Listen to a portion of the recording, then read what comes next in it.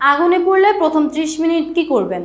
দুর্ঘটনা কখনো বলে কয়ে আসে না, আর তা যদি হয় অগ্নিকাণ্ড, তবে আতঙ্কিত হয়ে অনেকেই ভুল সিদ্ধান্ত নিয়ে বসেন।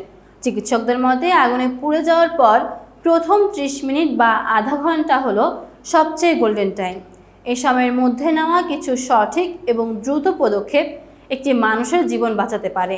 আবার সামান্য একটি ভুল সিদ্ধান্ত সারা জীবনের জন্য ডেকে আনতে পারে পঙ্গুত্ব কিংবা মৃত্যু। বিশ্ব স্বাস্থ্য সংস্থার তথ্য অনুযায়ী প্রাপ্তবয়স্কদের শরীরে 15% এবং শিশুদের শরীরে 10%-এর বেশি পুড়ে গেলে তা অত্যন্ত ঝুঁকিপূর্ণ। আর এই ঝুঁকি কমানোর প্রথম এবং প্রধান উপায় হলো প্রচুর পরিমাণে পানি ঢালা। আগুনে পোড়ার পর প্রথম 30 মিনিটের মধ্যে আক্রান্ত স্থানে দ্রুত সম্ভব ঠান্ডা পানি ঢালতে হবে। বিশেষজ্ঞরা বলছেন পোড়া অংশটি অন্তত 20 মিনিট ধরে কল বা ট্যাপের প্রবাহিত ঠান্ডা পানির নিচে ধরে রাখা উচিত। এতে চামড়ার ভেতরের তাপমাত্রা দ্রুত কমে আসে এবং ক্ষত গভীর হওয়া থেকে রক্ষা পায়। তবে মনে রাখবেন, এই সময় ভুলেও কোনো বরফ, তেল বা কোল্ড ক্রিম ব্যবহার করা যাবে না। দ্বিতীয়ত, আগুন লাগার পর শরীরের ক্ষতস্থান থেকে দ্রুত কাপড়, আংটি, ঘড়ি বা যে কোনো গহনা সাবধানে সরিয়ে ফেলতে হবে, কারণ পোড়া অংশটি দ্রুত ফুলে যায়, ফলে গহনা আটকে রক্ত চলাচল বন্ধ হতে পারে। তবে কাপড় যদি চামড়ার সাথে পুরোপুরি পুড়ে আটকে যায়, তা জোর করে টানবেন না।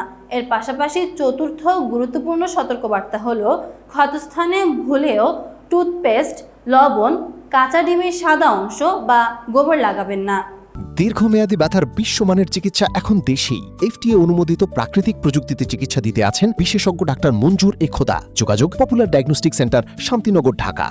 আমাদের সমাজে প্রচলিত এই ভুল চিকিৎসাগুলো ক্ষতের সংক্রমণ এবং ইনফেকশনের ঝুঁকি বহুগুণ বাড়িয়ে দেয়, যা পরবর্তীতে চিকিৎসকদের জন্য সার্জারি করা কঠিন করে তোলে।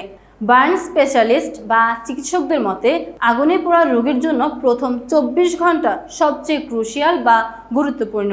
বিশেষ করে বন্ধ ঘরে বা গ্যাসের আগুনে পুড়লে শ্বাসনালী পুড়ে যাওয়ার প্রবল আশঙ্কা থাকে, যা ফুসফুসের সংক্রমণ ঘটিয়ে দ্রুত রোগীকে সংকটাপন্ন করে তোলে।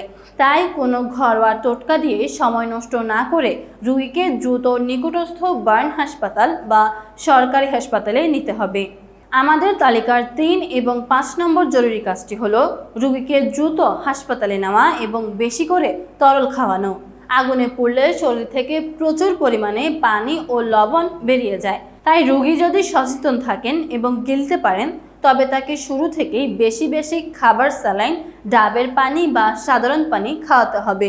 এটি রোগীর শক বা ডিহাইড্রেশন প্রতিরোধ করে। পরবর্তীতে রোগীর শরীর দ্রুত রিকভার করার জন্য ডিম, দুধ ও মাংসের মতো প্রোটিন সমৃদ্ধ খাবার বেশ কার্যকরী ভূমিকা রাখে। চিকিৎসকদের শেষ কথা, শরীরের 30 থেকে 40% বেশি পুড়লে পরিস্থিতি সংকটাপন্ন হয়ে ওঠে।